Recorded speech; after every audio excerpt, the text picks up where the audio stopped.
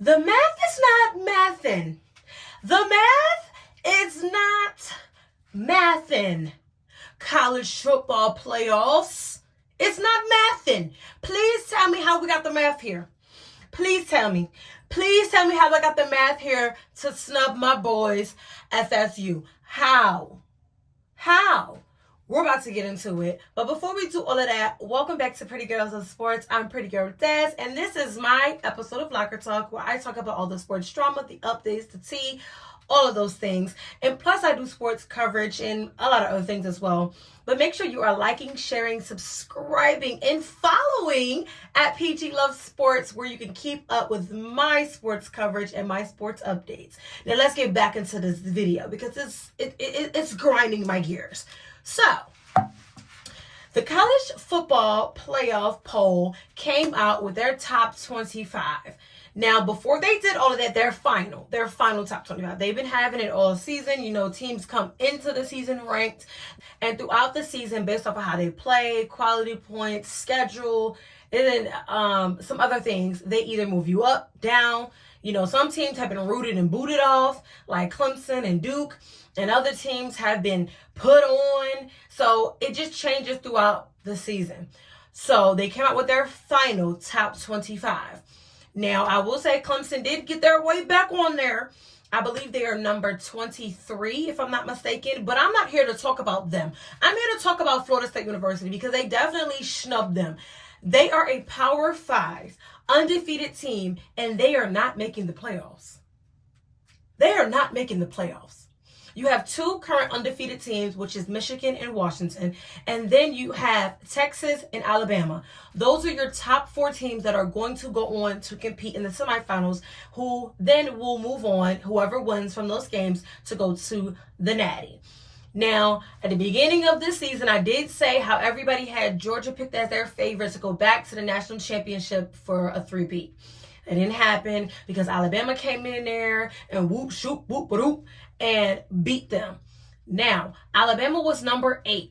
Georgia was number 1. So I understand how and why Georgia fell. I do. But I'm not understanding how Alabama just shot up to top 4. Maybe top 5. But that means they would have been missing the playoffs. And that also would have meant that the SEC would not have been in the college football playoffs, and the SEC just couldn't have that. Georgia losing was probably the worst thing that could have happened to them, and they were like, oh, nah, we have to have an SEC team in this because the SEC is known for being the most powerful, is known for being the most competitive in a lot of people's eyes. It's like SEC or nothing. So I kind of feel like that's how Florida State got snubbed. And yes, I understand that maybe their schedule wasn't as hard as others. The way that they played on Saturday wasn't as great or whatever, but they still were undefeated. They still are a top 5 power school, and they should have been in the playoffs, and they are 13-0. I don't care what you say. I don't care what you say. And I saw the criteria too, where they were like, oh, well, I think maybe the last one, it was the committee makes a decision based off of key players being inactive or missing or whatever. And honestly, they was winning with the backup quarterback. So it ain't no give or take that you can't tell me that you knew they was gonna lose. Some people feel like, well, they would have got blown out, they would have got whooped by Michigan or Washington or whoever they was gonna play. Then let it happen. If they were going to lose, if it was destined for them to lose in the semifinals, then that's what they should have been able to do. They should have been able to go out there and prove themselves because they rightfully deserved it at 13-0. At 13-0, you have a 13-0 team that is not making the playoffs. That is just, it is mind-blowing to me.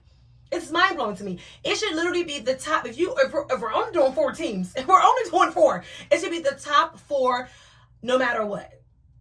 Top 4 no matter what. Okay, if we're doing in the Power 5, top 4. Or better yet, make it the top 6. Make it the top 6. Make it the top 6. Because the top 6 teams, if they're not undefeated, they all have the same record. So let them duke it out. I mean, Yeah, you're going to have to add some little extra. But it's only rightfully fair. And I just definitely feel like Florida they were done dirty. They were done dirty. And I think that the world that understands how it feels, how it must feel for them young men to fight through their trials and tribulations all season, for the seniors, like, it's crazy. If you don't agree with it, then that's your opinion. And this is my opinion. And this is my platform. And that's why I'm talking about it. But I definitely think that they were snubbed real bad, especially because they won their game and they are the ACC champions. So going over the Power 5 conference champions for the SEC, Alabama, for the Pac-12, Washington, for the Big 12, Texas, for the ACC, FSU, and then for Big 10, Michigan. Okay, so those are the teams, and those will be the ones who are going into the semifinals, those 4 teams. So as I'm talking about that, I'm going to just roll on into they have bowl games. I read one article that said 42, one article that said 43, so I'm going to go with 43 because I'm thinking that they're including the championship game as their 43rd game. Okay, so I'm not going to go through all 43 games because I just don't have time for it, honey. I don't have time to go through all of those. But I am going to tell you some key ones, obviously, of schools that I've been following all season, and like 1 or 2 that I found like particularly interesting and had a little chuckle to. So I'm going to take a sip because it got me hot and I need to cool off. So I'm going to take a sip. Because I just don't like how things were done. And yes, I just skipped right into talking about FSU because I'm that upset about it, y'all.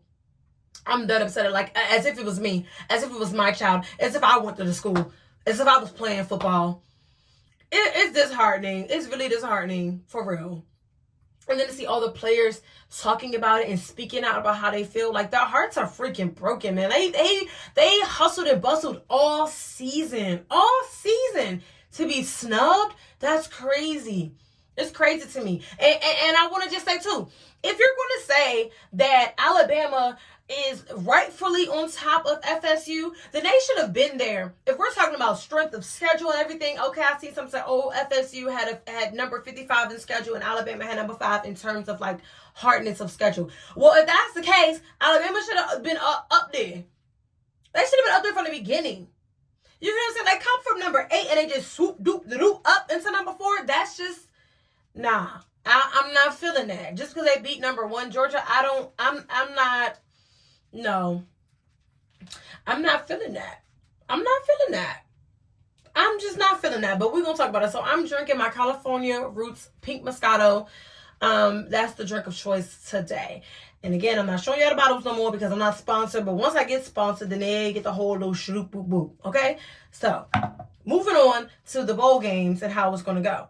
So, like I said, the semifinals is going to happen on January 1st. And that first game is going to be Alabama versus Michigan. And then the second game is going to be Washington versus Texas. One is the Sugar Bowl and one is the Rose Bowl. Those are considered the semifinal bowls. And then the championship game is going to happen on January the 8th in Houston, Texas at NRG Stadium. So last year it was in Atlanta. This year it's going to be in Texas. It's going to be a really good time. Texas knows how to turn it up, especially in Houston. So it's going to be a good time for those who make it to the championship. Okay? But going into like the regular bowl games, you have December 16th, that is the Celebration Bowl, and that is between HBCU universities. So that's going to be FAMU and Howard University. They do not compete in the, Power 5, FBS, they don't compete against those other schools. They literally just compete against the SWAC and the MEAC, and they have the Celebration Bowl. I'm not going to give my opinion on that right now because I'm already up here, but obviously we know it kind of wouldn't be fair because the players are not necessarily the same caliber of players. So, I guess to alleviate that, they just gave them their own, which again, we're grateful because we got our own. We got our own stuff. Okay. So that's going to be in Atlanta and I'm going to be there covering the game. So make sure you're watching out for that. Moving on though. December 22nd is the Union home game, and that's Georgia Tech, and they're going to be playing in Tampa at the Raymond James Stadium, so where the Buccaneers play. That's going to be great. I've been covering Georgia Tech, and they're super excited to get to their bowl game. I feel like Georgia Tech should win that one, though. I do not really know much about UCF, but I just feel like Georgia Tech has beat some great teams this season, so I feel like they're going to take that bowl home. They're going to bring that bowl title back to Atlanta. On the 23rd, you have the Birmingham Bowl, and that's going to be Duke versus Troy, and that's going to be at the Protective Stadium in Alabama. I don't know where that is. I don't know who plays there. I don't know none of that. It might be soccer. I'm not sure. I just found it funny because Troy is... they're great. They did win their conference, so they are conference champions. And Duke is in the ACC, and I don't see how they put these two together. I really don't. Duke did fall off toward the end of the season, so it may be a more even game than I may be thinking of. But I just feel like I feel like this is a funny matchup. I feel like they was trying to be a little funny when they put them together, and that's just in my opinion. Whatever. The 29th of December is the Tax Slayers Gator Bowl, and that's where Clemson will play Kentucky in Jacksonville, Florida. They got them a bowl game, and after all of that talk about Clemson this, Clemson that, bad season this, bad season that, they're going to a bowl game, child, and they back into the college playoffs top 25. And then you have the Cotton Bowl, which is the same day, and that is Mizzou versus the Ohio State, child. Now, I've been following. Mizzou have been talking all of that, yap, how they want to be respected, how they are the big dogs in town, how they deserve respect on their name. Well, you better beat Ohio State to get the respect that you really think that you're going to get. That's going to be a very hard game for them. I'm not saying that they're not good, because they are good. But Ohio was good too. I know that they lost to Michigan, but come on. Michigan has been balls to the wall. They've been playing lights out. So, that,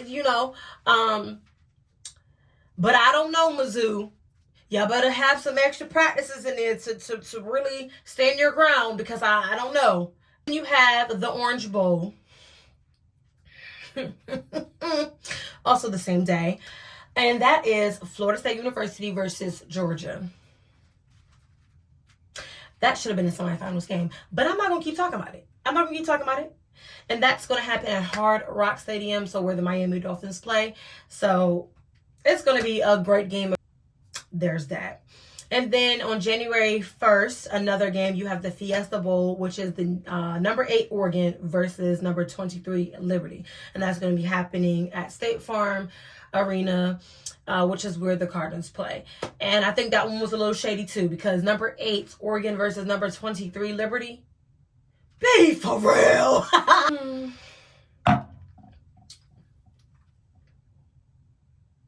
All right. Moving on to some tea. Now, if you haven't been paying attention or you haven't been following, it's okay, because I've been following and now I'm here to bring it to you. So, on, I believe, Thanksgiving Day, the Saints' Alvin Kamara was asked, what is he grateful for, in the locker room? And he said that he is grateful for his daughter. And y'all probably like, girl, what does this got to do with anything? Okay, why is this tea? It's tea because I think last year, video clip was leaked and has his girlfriend or former ex-girlfriend. I don't know which one it is. I don't know if they're together or they not. They may just be together. I don't know, child. But in the source I got, it said his ex-girlfriend. So I'm going to say ex-girlfriend, and her name is Taya Cooper. You probably like, Taya Cooper, I know her. Yeah, you know her. You've seen them. They've been very public with their relationship. She is a free agent with the WNBA, and she's hinting that she's going to be coming back. Hopefully she'll go back to the Los Angeles Sparks, where she was last playing, and she is great. An amazing basketball player, so hopefully she gets to have that comeback career. But they are saying that she was out because she was preggo and had a baby girl. So the baby girl obviously would be Kamara's. But as I was saying, the clip was leaked and it showed a baby car seat. And she went online, and because it had her name on it, and she went online and was like, that's a lie. That's not me. Stop spreading lies and rumors. Well, girl, was it really a rumor? Because he just said he was grateful for his daughter. So, like, congratulations, I ordered that she has a baby girl. I mean, that's cute. Moving on to other football-related things. The NFL Pro Bowl is coming around, honey. It's going to be that first weekend in February. And as you know, Pro Bowl voting, I did a whole long segment on it last year. Okay? We're going to revamp it for this year because I did like 8 videos and I was tired. But right now, it is Pro Bowl voting. So go ahead and get your votes in. You can vote at NFL.com/Pro Bowl. It's probably a little bit more than that. I'm going to add the link right down here so you can see it. Now, go and vote for your favorite players from every team or whatever team. It's very, very long. When I tell you it's very, very long to do your votes, it's very long. You have to select like 10 from this one, 8 from this one, 5 from this one, 2 from this. It is long. But it's worth it if you want to see or have the potential to see your favorites make the Pro Bowl. How Pro Bowl is set up is that there's a fan vote, a coach's vote, a player's vote. And each vote is 1/3. So if you get, I'm just going to say 1,000. 1,000 votes here, 1,000 votes here, 1,000 votes here. It's accumulated, put it together, divided, whoop, doop, shoot, doop, doop. The top of the top, the best of the best makes the Pro Bowl.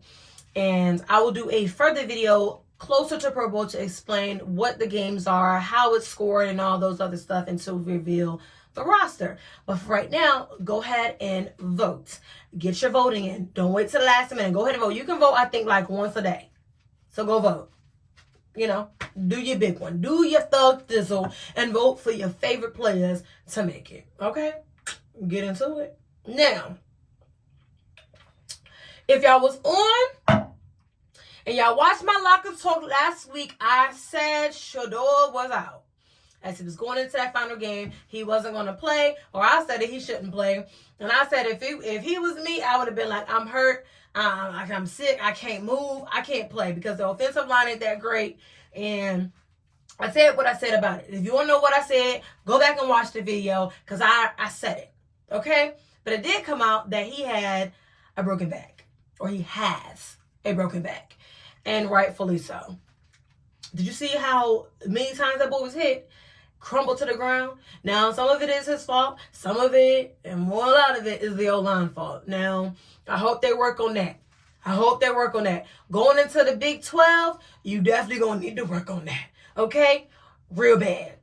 So, yeah, I think that what they did for college football this season was immaculate, and it was incredible, and I look forward to see what they come and do in the next season and the season after that and all of that. But big ups to Shedeur. Okay? Moving on. Now, I told y'all also in my last locker talk that Aaron Rodgers had money. I don't even know if it was in the locker talk. I did a video on it, though, when I said Aaron Rodgers had money. I said that he had money, that surgery went too good. That surgery went too good because he is already now back at practice. He has started his 21-day practice training program, however you want to call it. Now, don't get this confused. It does not mean that he's going to be playing now. Don't mean he's going to suit up and be out there throwing the ball. It just means that he is now being incorporated back into practice to see how it's going, to see how the healing is going. He's been cleared, and if it all goes well, then maybe he can end at maybe the last 1 or 2 games of the season. The Jets are not going to make it into the playoffs, but, being able to actually get out there and maybe, finish the season because, he did start the season. He just, yeah. So maybe if he can finish the season, then it'll begin to rewrite some of the wrongs. And I really hope that he is able to get out there. I've been waiting to see him all season. I mean, shoot, you didn't came back this quick. I want to see you play now. So I'm going to keep my eyes on him. Y'all know I love me some Aaron. And I really just want to see what he is doing and how the progress is going. So I'm going to keep an eye on it. And I'm going to tell you when I know some good tea. Okay? Now, moving on. DeSean Jackson is retiring after 15 seasons. 3-time Pro Bowler. He's been on teams such as the Eagles, the Ravens, the Rams. But you know what? I don't even know where he's been. I don't know where he's been. Do y'all know where he's been? He's retiring, but where has he been? He's retiring as an Eagle. Now I don't was he there last season? The season before? I don't know. I don't know where he's been. And maybe he's like, I don't know what I'm doing either. So let me just go ahead and retire. Anyway, well, wherever he's been at, congratulations on retirement. It means something to be able to retire, especially after 15 seasons. Like, that's amazing. So in my last segment here, I'm going to be talking about the NBA in-season tournament. I've done a quick little educational session for dummies. I'm not saying you a dummy. I know I was kind of a dummy because I didn't really know what was going on. So I drew some interest and I figured, well, why not go over it, teach you? I teach myself. We're all in it together, okay? So you're probably wondering, well, first things first, what is the NBA in-season tournament? Well, the NBA in-season tournament is in its first year. It's kicked off and it's probably going to stay. It's basically to bring hype and excitement to the NBA season. And if you know, you know, they have 82 regular season games and it's very long. It's a very long season. And most people don't start keying in until the playoffs. But Adam Silver said, nah, y'all need to be keying in from the beginning. This is what they came up with. It is a pretty good idea. It is kind of confusing, though, if you really don't know, where it came from. Because it did come out of left field. But this is how it goes. So, all 30 teams are involved. They are included. So, the way they did it was they randomly put each team in groups. So, there's 5 teams per group. So, obviously, 30 divided by 5 is 6. So, there's 6 total groups. You have the East and the West. You have East A through C, West A through C. There's 5 teams in each letter, right? So they're randomly selected based off the wins and losses from the previous season. Now, from there are 2 stages. There is the group play, and then there's the knockoff round. Now, the group play started November 3rd and it went to November 28th. And then the knockout round started December the 4th and 5th, which is essentially the quarterfinals. December 7th is the semifinals, and then the championship game is December 9th. The championship game is taking place in Las Vegas, and they are essentially playing for money. They're playing for like trophies like MVP, and they're also just playing for the overall in-season tournament champion. Now, there are 67 games that are played. All 67 games, minus the championship game, does go toward their regular season record. So not just playing these games for nothing. It's not like, oh, we're taking a break and we're playing. That's not how it works. So they start off with the group play. So in group play, there are 4 games. 2 home games, 2 road games on tournament days. If it's not a tournament day, it's just a regular schmegular game. Tournament games are based off the tournament, how it's set up. Now, from there, they play until they get to the end of it, which was the 28th. And then from there, the top 8 teams are moving on to the knockout round. So obviously, it's the top 1 from each group. So from each of the 6 groups, the top move on. And then they have 2 wild cards, obviously from the best group in whatever division. So you have 1 from the East and 1 wild card from the West. And that makes your total of your 8 teams going into the single elimination round. Okay? Head to head, we knocking you out. You lose, you go home. You win, you move on. Okay? So December 4th and 5th, they're doing the knockout rounds to knock it down to 4 teams. Those 4 teams are moving on to the semifinals again, which is December 7th. And that's going to be able to determine what 2 teams are moving on to the championship round on December the 9th. Now, that's a lot. But I hope you understand and get what I'm saying. Because even though it's a lot, it does make a lot of sense once you see the diagrams and the brackets for who is where and how it is done. So it really is a tournament style, win or go home, especially in the knockout round. And to me, it's interesting because I've read that they're playing for, I think, $500,000. Now, I don't know if each player gets $500,000. They might, because I read one thing that says the team will get $500,000, and I read another thing that said the players will get $500,000. So, chat, I don't know, but either way, it's a big and large lump sum of money that they will win. Excited to see who gets it. I hope this makes sense for you. If you need more in-depth information, just go to NBA.com and you can search up the in-season tournament. It's like plastered everywhere, and it'll take you down to the Q&A, and you can read more in-depth for yourself. Now, if you like this content, make sure you are liking, sharing, subscribing, and following at all platforms at PG Love Sports. Thank you so much for joining in on my Locker Talk, and I'll see y'all next time. Thanks for watching.